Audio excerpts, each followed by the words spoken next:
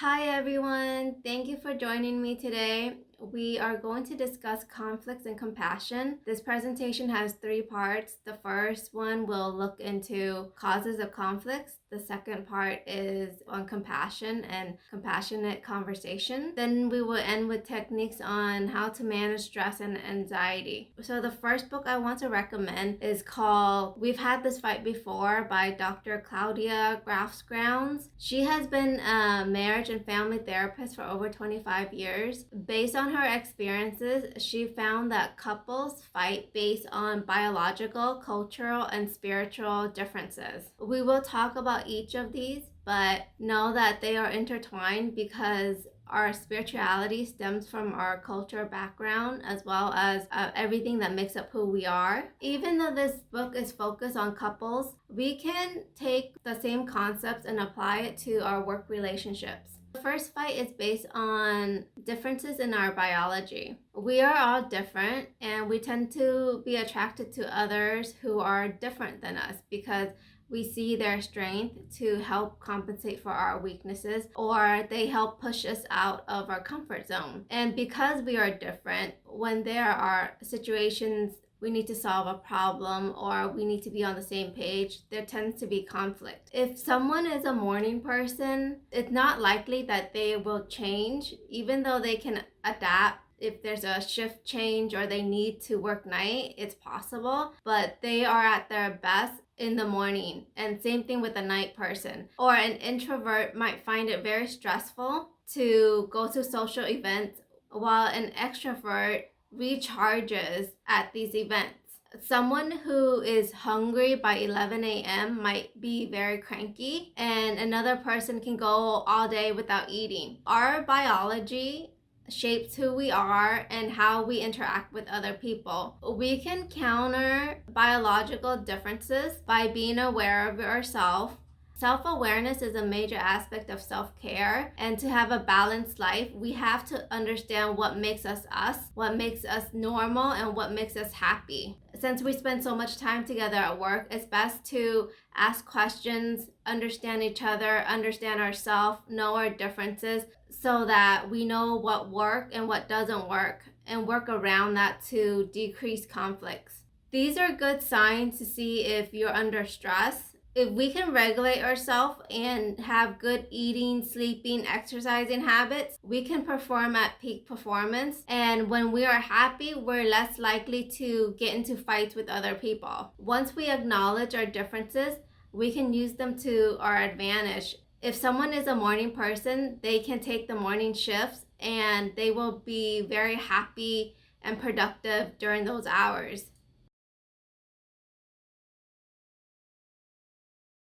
So I'll start with this. A couple of years ago, an event planner called me because I was going to do a speaking event. And she called and she said, I'm really struggling with how to write about you on the little flyer. And I thought, well, what's the struggle? And she said, well, I saw you speak, and I'm going to call you a researcher, I think, but I'm afraid if I call you a researcher, no one will come because they'll think you're boring and irrelevant. And I was like, okay. And she said, but the thing I liked about your talk is, you're a storyteller, so I think what I'll do is just call you a storyteller. And of course, the academic, insecure part of me was like, you're going to call me a what?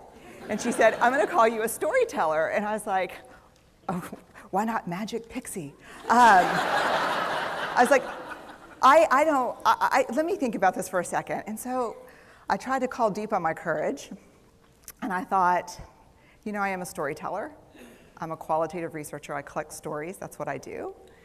And maybe stories are just data with a soul, and maybe I'm just a storyteller. So I said, you know what?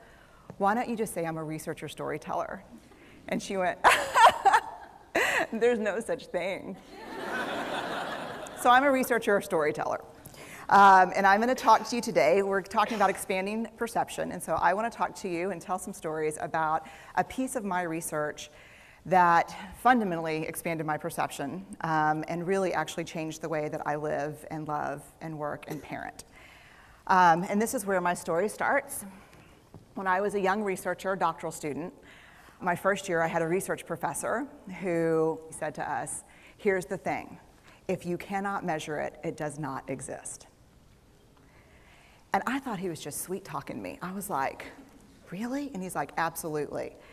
So you have to understand that I have a bachelor's in social work, a master's in social work, and I was getting my PhD in social work. So my entire academic career was surrounded by people who kind of believed in the life's messy, love it, and I'm more the life's messy, clean it up, organize it, and put it into a bento box.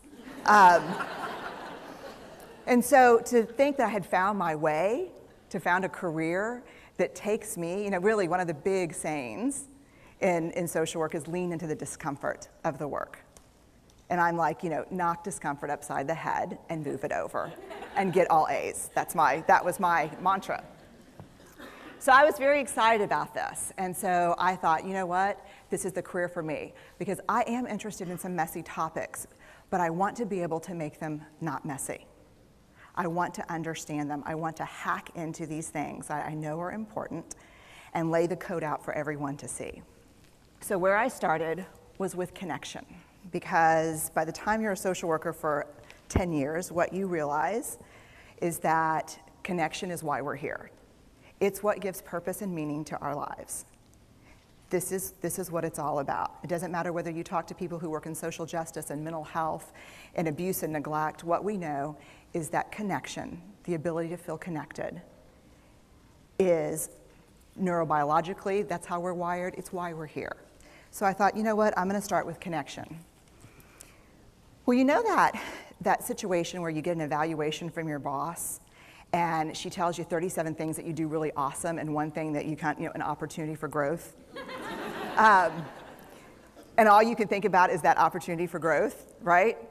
Well, apparently this is the way my work went as well, because when you ask people about love, they tell you about heartbreak. When you ask people about belonging, they'll tell you their most excruciating experiences of being excluded. And when you ask people about connection, the stories they told me were about disconnection. So very quickly, really about 6 weeks into this research, I ran into this unnamed thing that absolutely unraveled connection in a way that I didn't understand or had never seen. And so I pulled back out of the research and thought, I need to figure out what this is. And it turned out to be shame. And shame is really easily understood as the fear of disconnection. Is there something about me that if other people know it or see it, that I won't be worthy of connection? The things I can tell you about it, it's universal. We all have it. The only people who don't experience shame have no capacity for human empathy or connection. No one wants to talk about it, and the less you talk about it, the more you have it. What underpinned this shame, this I'm not good enough, which we all know that feeling, I'm not blank enough, I'm not thin enough, rich enough, beautiful enough, smart enough, promoted enough. The thing that underpinned this was excruciating vulnerability. This idea of, in order for connection to happen, we have to allow ourselves to be seen, really seen. And you know how I feel about vulnerability. I hate vulnerability. And so I thought, this is my chance to beat it back with my measuring stick. I'm going in, I'm gonna figure this stuff out, I'm gonna spend a year, I'm gonna totally deconstruct shame, I'm gonna understand how vulnerability works, and I'm gonna outsmart it. So I was ready, and I was really excited. As you know, it's not gonna turn out well. You know this. So I could tell you a lot about shame, but I'd have to borrow everyone else's time. But here's what I can tell you that it boils down to. And this may be one of the most important things that I've ever learned in the decade of doing this research. My 1 year has turned into 6 years, thousands of stories, hundreds of long interviews, focus groups. At one point, people were sending me journal pages and sending me their stories, thousands of pieces of data. And 6 years. And I kind of got a handle on it. I kind of understood this is what shame is, this is how it works.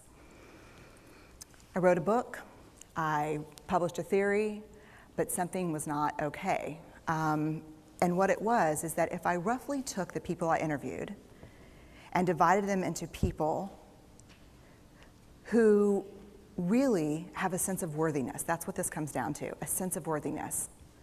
They have a strong sense of love and belonging. And folks who struggle for it, and folks who are always wondering if they're good enough. There was only one variable that separated the people who have a strong sense of love and belonging and the people who really struggle for it, and that was the people who have a strong sense of love and belonging believe they're worthy of love and belonging. That's it. They believe they're worthy.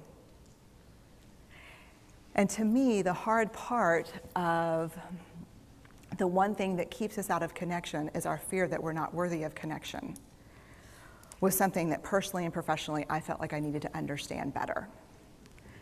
So what I did is I took all of the interviews where I saw worthiness, where I saw people living that way, and just looked at those. What do these people have in common? And I have a slight office supply addiction, but that's another talk.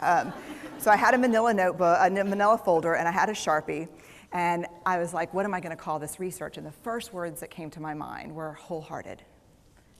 These are kind of wholehearted people living from this deep sense of worthiness. So I wrote at the top of the manila folder, and I started looking at the data. In fact, I did it first in this in a 4-day, very intensive data analysis where I went back, pulled these interviews, pulled the stories, pulled the incidents. What's the theme? What's the pattern? My husband left town with the kids because I always go into this kind of Jackson Pollock crazy thing where I'm just like writing and going and kind of just in my researcher mode. And so here's what I found. What they had in common was a sense of courage. And I want to separate courage and bravery for you for a minute.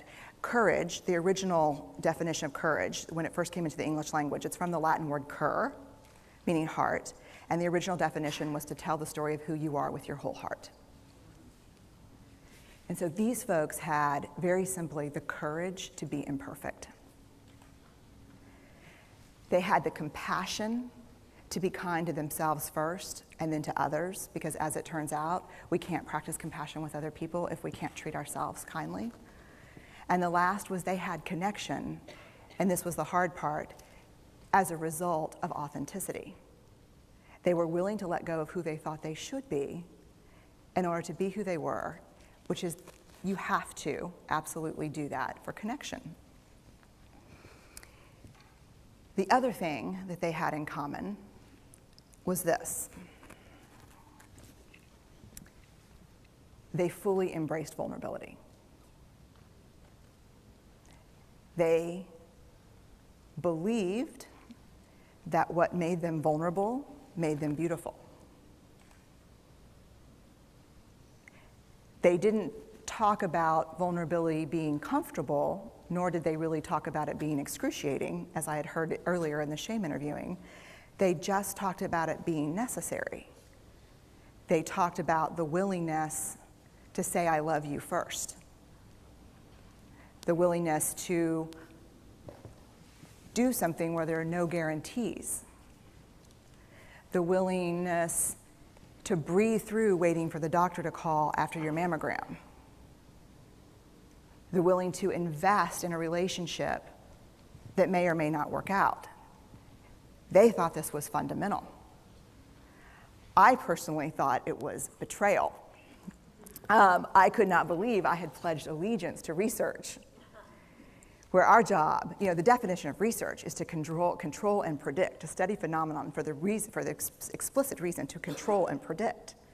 And now my mission to control and predict had turned up the answer that the way to live is with vulnerability and to stop controlling and predicting. This led to a little breakdown, which actually looked more like this. And it did. It led to I call it a breakdown, my therapist calls it a spiritual awakening. Spiritual awakening sounds better than breakdown, but I assure you it was a breakdown. And I had to put my data away and go find a therapist. Let me tell you something. You know who you are when you call your friends and say, I think I need to see somebody. Do you have any recommendations?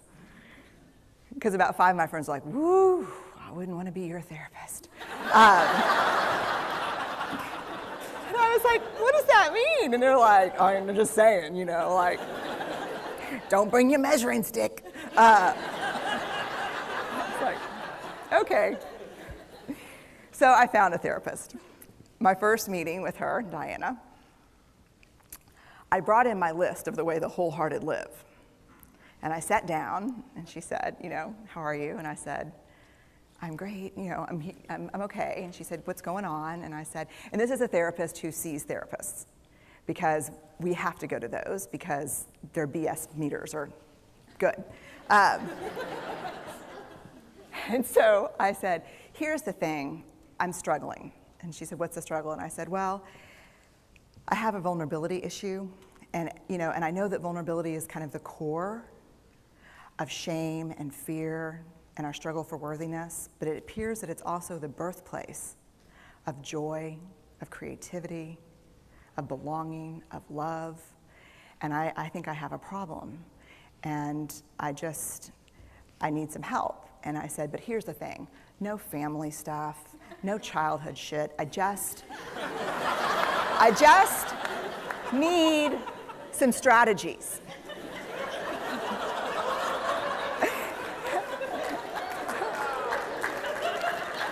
Thank you. So she goes like this. And then I said, it's bad, right? And she said, it's neither good nor bad. It just is what it is. And I said, oh my God, this is gonna suck. And it did, and it didn't. And it took about a year. And you know how there are people that, like, when they realize that vulnerability and tenderness are important, that they kind of surrender and walk into it? A, that's not me. And B, I don't even hang out with people like that. For me, it was a year-long street fight. It was a slugfest. Vulnerability pushed, I pushed back. I lost the fight, but probably won my life back. And so then I went back into the research and spent the next couple of years really trying to understand what the wholehearted, what the choices they were making, and what are we doing with vulnerability? Why do we struggle with it so much? Am I alone in struggling with vulnerability? No. So this is what I learned. We numb vulnerability. When we're waiting for the call, it was funny, I sent something out on Twitter and on Facebook that says, how would you define vulnerability? What makes you feel vulnerable? And within an hour and a half, I had 150 responses. Because I wanted to know, what's out there.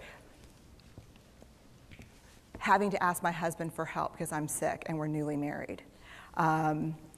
Initiating sex with my husband, initiating sex with my wife. Being turned down, asking someone out. Waiting for the doctor to call back, getting laid off, laying off people. This is the world we live in. We live in a vulnerable world. And one of the ways we deal with it is we numb vulnerability. And I think there's evidence, and it's not the only reason this evidence exists, but I think that it's a huge cause. We are the most in debt, obese, addicted, and medicated adult cohort in US history. The problem is, and I learned this from the research, that you cannot selectively numb emotion. You can't say, here's the bad stuff. Here's vulnerability, here's grief, here's shame, here's fear, here's disappointment. I don't want to feel these. I'm going to have a couple of beers and a banana nut muffin. I don't want to feel these. And I know that's knowing laughter. I hack into your lives for a living. I know that's, God. You can't numb those hard feelings without numbing the other affects or emotions. You cannot selectively numb. So when we numb those, we numb joy. We numb gratitude. We numb happiness. And then we are miserable, and we are looking for purpose and meaning. And then we feel vulnerable, so then we have a couple of beers and a banana nut muffin. And it becomes this dangerous cycle. One of the things that I think that we need to think about is why and how we numb. And it doesn't just have to be addiction. The other thing we do is we make everything that's uncertain certain. Religion has gone from a belief in faith and mystery to certainty. I'm right, you're wrong, shut up. That's it.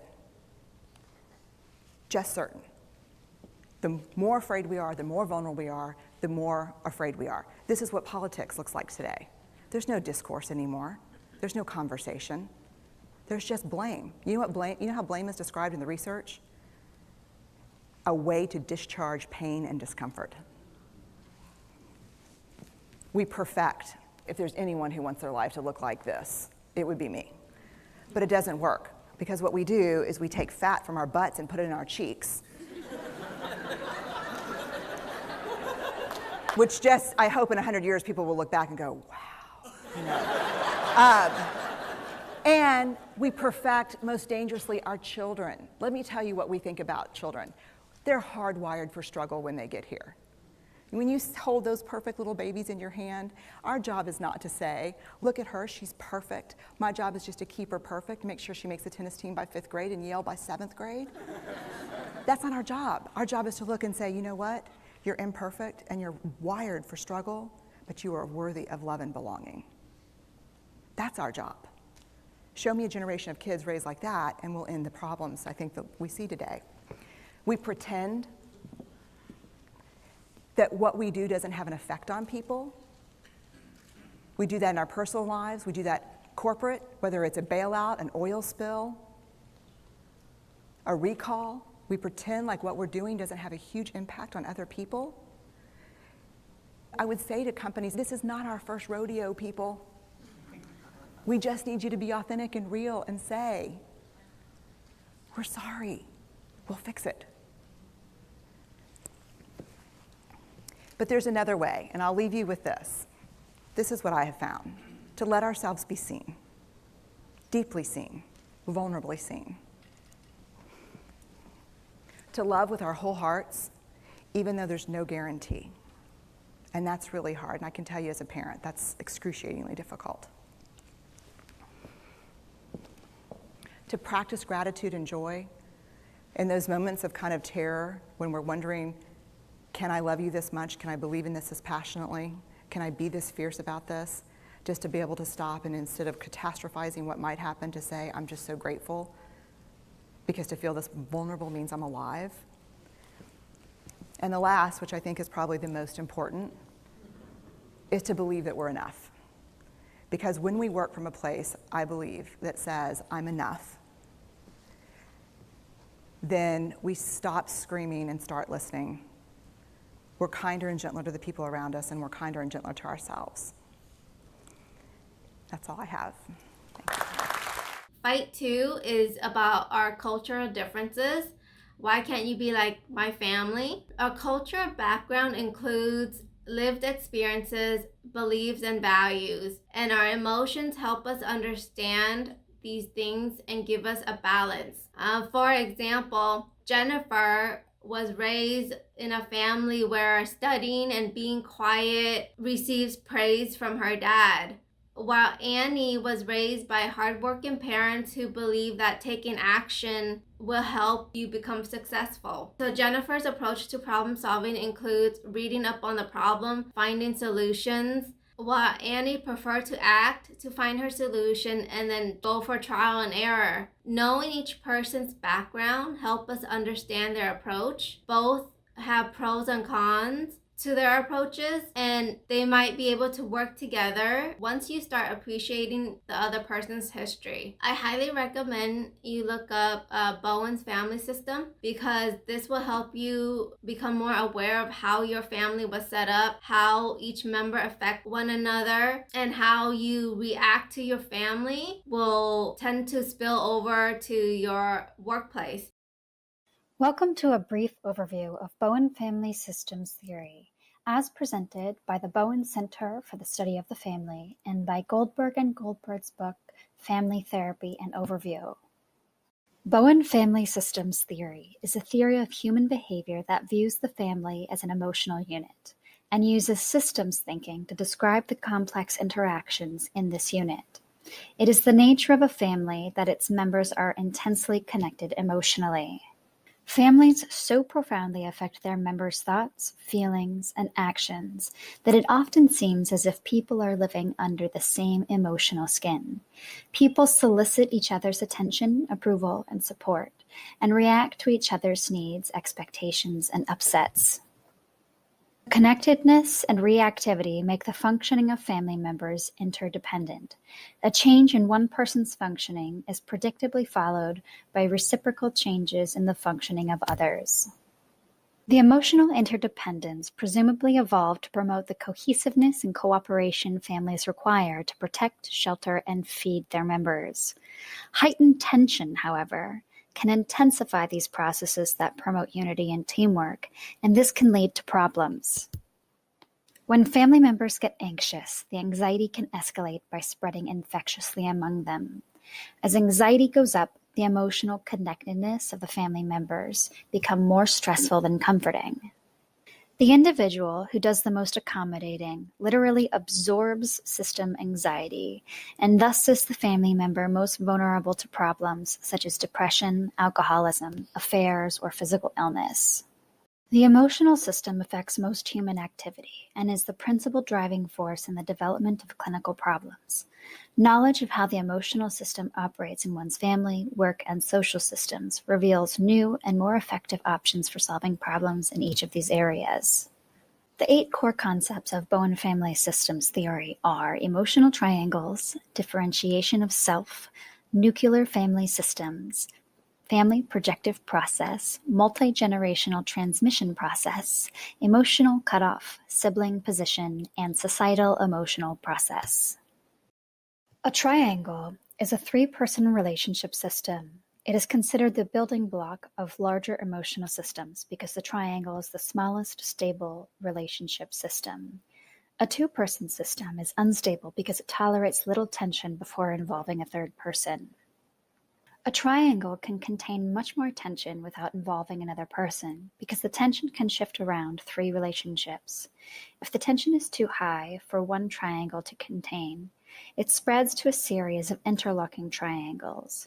Spreading the tension can stabilize the system, but nothing gets resolved. The patterns in a triangle change with increasing tension. In calm periods, 2 people are comfortably close insiders, and a third person is an uncomfortable outsider. The insiders actively exclude the outsider, and the outsider works to get closer to one of them. Someone is always uncomfortable in a triangle and pushing for change. Differentiation of self. The basic building blocks of the self are inborn, but an individual's family relationships during childhood and adolescence primarily determine how much self they develop. Once established, the level of self rarely changes unless a person makes a structured and long-term effort to change. People with a poorly differentiated self depend so heavily on the acceptance and approval of others that they quickly adjust to what they think, say, and do to please others, or they dogmatically proclaim what others should be like and pressure them to conform.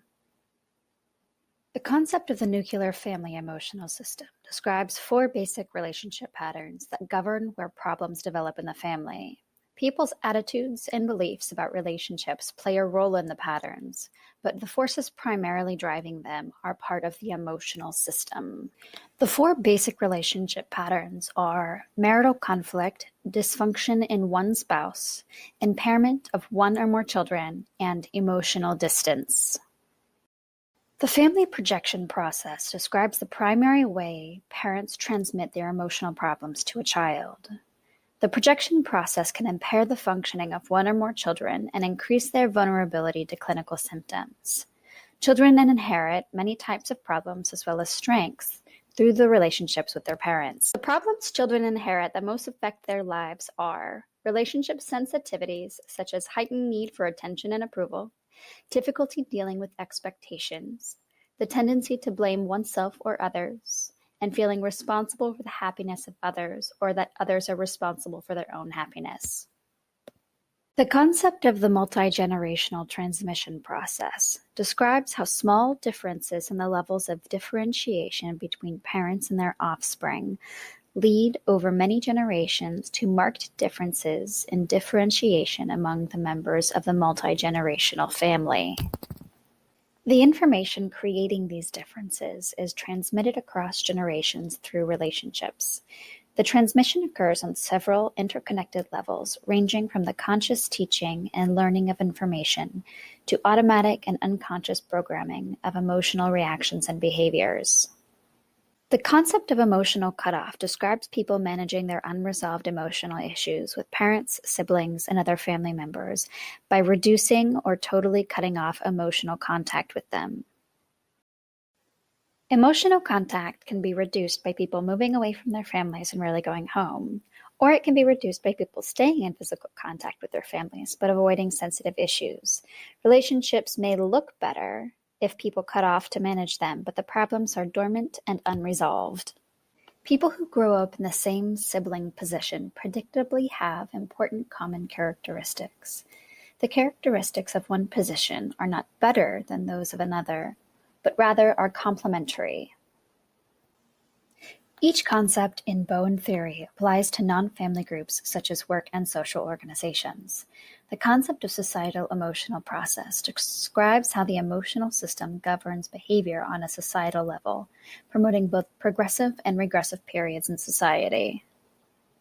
Goals of treatment include understanding the family emotional system, observing and recognizing family patterns, reducing anxiety and relieving symptoms, restoring trust and fairness, increasing differentiation, and demonstrating intergenerational patterns. Some interventions include teaching differentiation, focusing on thinking more than feeling, detriangulating by reducing dyadic interactions, encouraging I statements, reopening cutoff relations, and guiding families to identify triggers for reactivity. That's the end of our brief overview for Bowen Family Systems Therapy. Thanks for watching. So a good tip for solving fight number 2 is to become an intentional negotiator. What this means is you might need to come up with new goals or new systems to solve a problem. You might need to come up with a new system that reflects your expectations, values, and goals, and you might work together to figure out what those are so that in a work environment you kind of have the same platform. So you might need to find balance, see what work, what are negotiable and what are non-negotiable. You just need to be patient because our way might not be the correct way or the best way in every situation. Fight 3 is about spiritual or relational pain. Why can't you understand my hurt? So we carry injuries from our past, pain from our family, friends, and relationships, and those are brought into our present. We experience secondary trauma when we get close to one another. So when we connect to another person's pain, we help them heal. At the same time, we develop our own character. We can be more patient, more understanding, and more accepting of them. Some people, when you look at them, you can't tell that they're suffering, but a lot of people have told me that they suffer from loneliness, from rejection, and from depression. And all of these are very bad for your health. To quickly touch on depression, because it's such a serious subject and there's so many people experiencing it, I'm going to give you a very short version. When your reality does not match up with your expectation, your body start to send you alerts, and eventually these alerts start to make you feel very depressed. Think of it as using Google Maps, but you kind of know where you're going, and so you take a different route, and Google keep on telling you make a U-turn, make a left, you're going the wrong way, and it's very distracting and it's very damaging. So when you are feeling depressed, you have two options, and one is to adjust your mind so that it knows that you're still in control and you're in the right direction, you know what you're doing. Or the other option is to start moving towards the right path that you've set for yourself. Studies have shown that meditation and other mindful practices will help you with depression. Tips for fight number 3. To connect with one another, we have to show compassion. Our past pain is a way to connect with other people. However, most people will not easily open up to you. This will take time and trust building. But in the end, both people will grow in their character and they can develop a deeper relationship. Spirituality are ways you commit your life to. What are the things you care about? How do you connect with other people? How do you connect to yourself? So how do you know when your spirit is hungry? From the Franciscan perspective, we know because we get angry, irritable, restless, and selfish. We know what we're supposed to do, but we don't do it, and we talk ourselves out of it, and we justify to ourselves why we shouldn't do it. You get the urge to go and connect to nature, connect to your friend, or do something that help you stay committed to your purpose in life. So let's talk about compassion for ourselves and others. So I'm going to share with you a Buddhist monk perspective. His name is Thich Nhat Hanh. I'm going to share with you this book called Anger, Wisdom of the Cooling Flames. I see anger as a sign. It's a text message alert. You need to read it in order to see what it says. Anger isn't good and it's not bad. It's neutral because it's just an alert. Here are the things you don't do with anger. You don't ignore it or it'll get bigger. We shouldn't see anger as the enemy or something to be shameful of. It is an alert, like Google telling us we're going on the wrong direction or something isn't safe for us. You don't try to destroy anger because it'll come back, and you don't vent out anger like punching, screaming, or other acts that give anger more power over you. The more you do this, the more you're practicing mishandling anger. The first thing to do is figure out the sources of your anger. He is telling you that you should look at your life, think about what you eat. If you ate chickens that have been mistreated, that negativity, that energy is going somewhere. And if you eat it, that's going inside of you. Consider where the sources of your meat are coming from. If the animals were treated kindly, then you will intake positive energy. It's probably going to cost you more money to eat chicken that have been free range. Instead of eating 4 chickens a week, maybe you can eat twice a week, and then mix in other ways to get your protein. The Franciscan tradition shares this perspective because we believe that humans, animals, and all creations are interconnected. So how we treat one another and how we treat the animals are reflected in us. We know that certain music can influence us to drive aggressively, so we need to be careful what we listen to, what kind of news intake, and how often we take in the news, what you read, what you watch, what thoughts you allow your mind to entertain. All of these things can convert your peace into anger or anger into peace. It really depends on how you control yourself. And this has to do with being mindful of what you do with your time. So here are ways to care for your anger and to sum it up. Anger is an energy that you can use to your advantage, or it could ruin you of your opportunities. Treat your anger with compassion because it cares for you and it wants what's best for you. It's just sending you out an alert. So listen to it, care for your anger as if it's a child, embrace it, and spend time with it to learn from it. We're going to move to compassionate conversations. So the goal is to listen to understand. It's not a place to challenge. It's not a place to argue or to prove that we're right. This type of listening will help develop deep levels of trust and promote meaningful interpersonal relationships. It also gives us a sense of belonging and security with the people around us. First, we need to be present, and being present means avoiding all distractions, cell phone, thinking about what you're going to say next or what you're going to do next. We don't need to be afraid of sitting in silence because this allows the speaker time to collect their thoughts, to reflect on what was said, and assess the speaker's emotion. Number 2, we try to avoid judging. Judging is when we evaluate the speaker's thoughts and behaviors. This may put the speaker on the defensive and block further communication. Judgmental conversations often involve criticism of another person or making conclusion about someone not based on facts. Often, our judgment can elicit a negative response and cause the conversation to turn sour. Here are the example of the things not to say. You don't really mean that. That's stupid to feel that way. That's ridiculous. I think that you should be doing better by now. Our objectivities enable us to understand the other person's point of view, habits, and beliefs and attitudes, even if it's different from our own. This type of conversation isn't meant for us to show our approval or disapproval. So most of us want to be helpful and we want to fix the situation. So if someone comes to you and they want to talk to you, you might think of solutions for them. However, most people normally aren't seeking advice. They're just asking someone to listen, because most people will not give you enough information to solve a problem. They already know how to solve their problem. They just want maybe someone to listen, and because they know their situations better than anybody else. There are information that they're probably not telling us.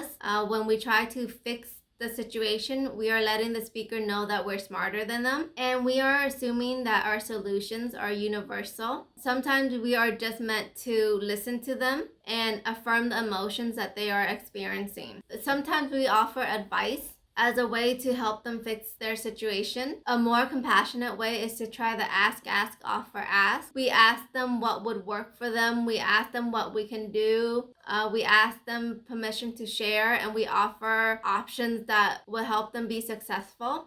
We avoid why questions because it put the speaker on the defense. Instead, ask how and ask what questions so that we can get a deeper understanding of the events and the emotions behind the speaker. We discussed this earlier, that it's okay to have silence in conversations. Use that time to reflect on what was said. We also allow the speaker to reflect and acknowledge any emotions that came up during the conversation. It's a good idea to acknowledge and affirm efforts and strength of the speaker. It's a good idea to celebrate minor victories as well as major accomplishment, because a lot of time it's those little minor wins that will help push them to the end. As you see someone working hard toward their goals, it's good to highlight that throughout the conversation. Be humble, because you are not trying to give the impression that you are smarter, wiser, and brighter than the speaker. And some people just want the opportunity to hear themselves speak out loud. This is part of their process of problem solving. The last step is to show composure. When someone is sharing with you some shocking news or negative news, composure reflects self-possession and control. So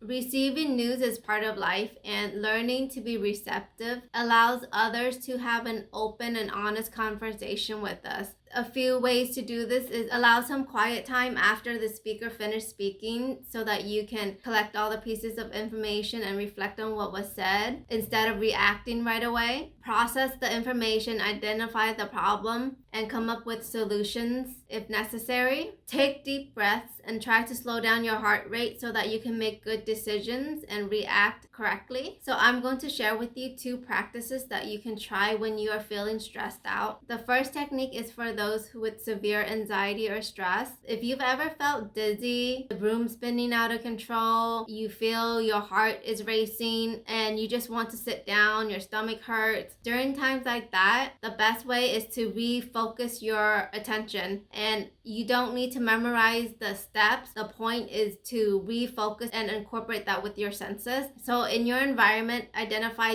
5 things that you can see, 4 things that you can feel, 3 things that you can smell, 2 things that you can hear, and 1 thing that you can taste. This will decrease your symptoms and help you get back to homeostasis. The next technique is called think. This is helpful when you have a question or you need to take an action, but you're not sure which action to take or how to respond. For example, sometimes you might need to control your emotion rather than taking an action, because sometimes no response is a response. So this helps you slow down so that you can make rational decisions, so that you can really process what happened rather than jumping into conclusion. This will also help de-escalate any conflict that you are having by taking a step back and answering these questions before taking your action. Thank you for your time and participation. We are going to end this class with a 5-minute meditation on self-compassion. We have the tendency to love others, to be kind to others, and to help others without giving that same care to ourselves. So I invite you to close your eyes and focus in on your heart with the intention of taking that love within you and shining it on yourself. So visualize a time when you were at your best. Maybe you accomplished something great, or you helped someone in need. It could be something as simple as a time when you express love and care towards a baby or a child.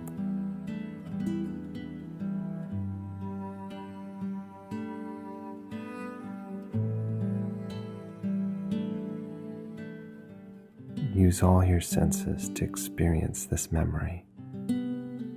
Your sense of touch,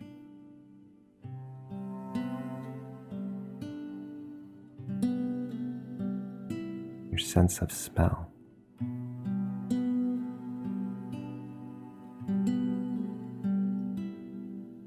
what could you hear?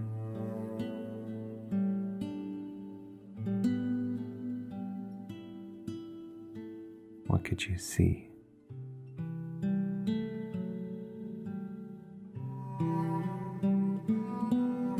Now focus in on your heart and feel that warmth in your heart and own that love, own that kindness.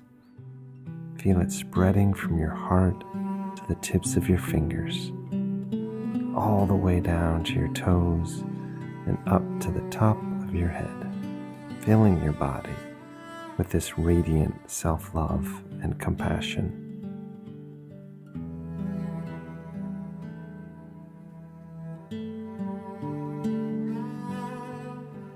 Take this time to focus on this feeling and to honor yourself as a loving, compassionate being.